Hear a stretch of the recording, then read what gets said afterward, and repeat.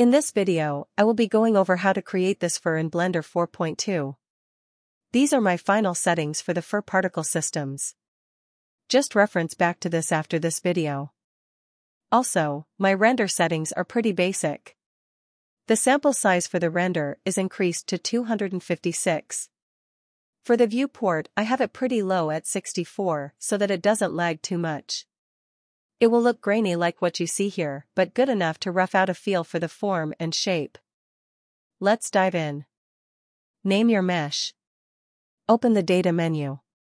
Create a vertex group for the desired areas that you want fur on. Name it. Multiple groups can be made for complex projects. Have your mesh selected in object mode. In Particle System menu, add Particle System with plus icon. Rename it to desired vertex group. Select hair and give it desired length. Under the Children menu, select Interpolated. Hair dynamics can be used to give the hair gravity and some randomness. Under Animation mode, the range of motion can be adjusted with Timeline slider. Be careful, this can crash and corrupt your scene if your scene is already complex. Seeding is the amount of smaller hairs that come from the roots. The higher the number, the more randomness and also heavy on rendering. The higher the clumping, the chunkier and rough-looking the fur will be. It doesn't behave as usual when there is gravity dynamics applied. So I have made the clump in the negatives to counter this.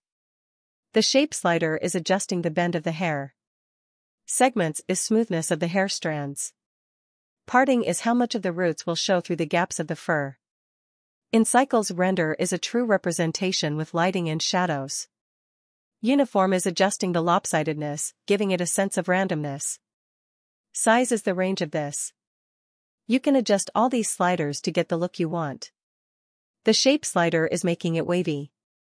Under Materials menu, assign a new material and name it. Under Surface, select Hair, BSDF shader. This will give the fur a sheen. Adjust the hair strand shape. I want mine to be more fine but still thick and chunky looking, so the root diameter will be smaller and tip will be more coarse. I am leaving it as white for now, as it is easier to see the grooming. In particle systems, the fur can be toggled off and on to prevent your scene from being too heavy and crashing. I suggest to save the files with this turned off. That way when you load the file it will be fast and not likely to crash. Now I am in particle edit mode and in plane viewing. Use the comb to shape the fur.